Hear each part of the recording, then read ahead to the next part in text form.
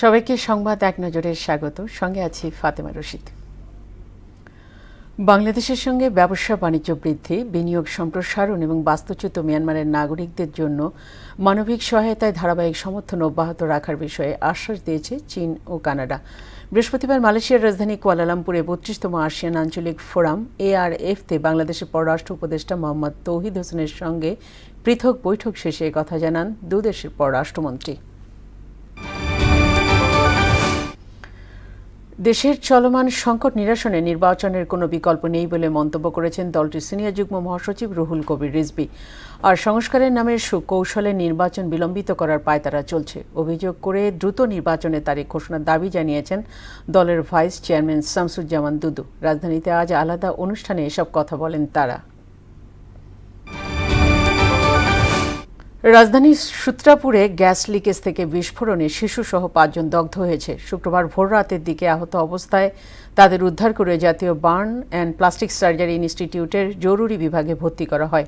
চিকিৎসকরা জানিয়েছেন তাদের সবার অবস্থা আশঙ্কাজনক। পুরান ঢাকার সূত্রাপুর কাগজিটোলার একটি বাসায় গ্যাস লিকেজে বিস্ফোরণে দগ্ধ হন তারা।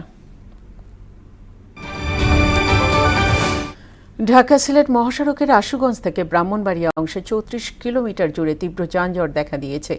আশুগঞ্জ গোলচত্র থেকে সরাইল বিশ্ব রোড হয়ে হবিগঞ্জের মাধবপুর পর্যন্ত এই যানজট শুরু হয়। বৃহস্পতিবার দিবাগত রাত ১টা থেকে আজ পর্যন্ত এই যানজট অব্যাহত আছে। হাইওয়ে পুলিশ জানায়, 4 লেন নির্মাণ কাজের জন্য সড়ক সরু হয়ে যাওয়ায় এই অব্যবস্থার সৃষ্টি হয়েছে। নিত্যপণ্যের বাজারে নানামাত্রিক চাপে ভোক্তারা। চালের বাজারে কর্পোরেট প্রতিষ্ঠানের দাপটে ঈদের পরে ৮ টাকা পর্যন্ত বেড়েছে মিনিক্যাট এবং নাজির শাইলের দাম। বন্যার প্রভাবে চড়া মাছের বাজার আর কাঁচা মরিচের কেজি ছাড়িয়েছে ৩০০ টাকা। দ্রব্যমূল্যের ঊর্ধ্বগতির সঙ্গে ওজনে কম দেওয়ার প্রবণতায় প্রতিনিয়তই ঠকছেন ভোক্তারা।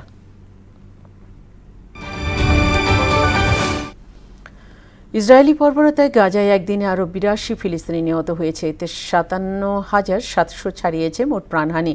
এদিকে নাইজেরিয়া নিরাপত্তা বাহিনীর অভিযানে ৩০ দস্যু নিহত হয়েছে। এতে ৫ নিরাপত্তা কর্মী এবং ১ বেসামরিক নাগরিকও প্রাণ হারিয়েছেন বলে জানা গেছে। ওদিকে কানাডার উপর ৩৫% শুল্ক আরোপের ঘোষণা দিয়েছে যুক্তরাষ্ট্র। অন্যদিকে ফের গ্রেফতার হয়েছেন দক্ষিণ কোরিয়ার সাবেক প্রেসিডেন্ট ইউন। গায়ানা আমাজন ওয়ারিয়র্সের বিপক্ষে ৮ রানে জয় দিয়ে ২০২৫ গ্লোবাল সুপার লিগে যাত্রা শুরু হলো বাংলাদেশের ফ্র্যাঞ্চাইজি দল রংপুর রাইডার্সের। গায়ানার মাটিতে টস জিতে ব্যাট করতে নেমে ৫ উইকেট হারিয়ে ১৬২ রান সংগ্রহ করে রংপুর। দলের সর্বোচ্চ রান ৪৪ করেন কায়েল মায়ার্স, দ্বিতীয় সর্বোচ্চ ৩৫ রান করেন সৌম্য সরকার।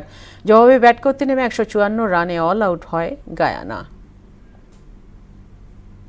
এই ছিল সংবাদ এক নজরের সবশেষ খবর। সবার আগে জানতে মোহনার সাথেই থাকুন। এতক্ষণ সঙ্গে থাকার জন্য ধন্যবাদ সবাইকে।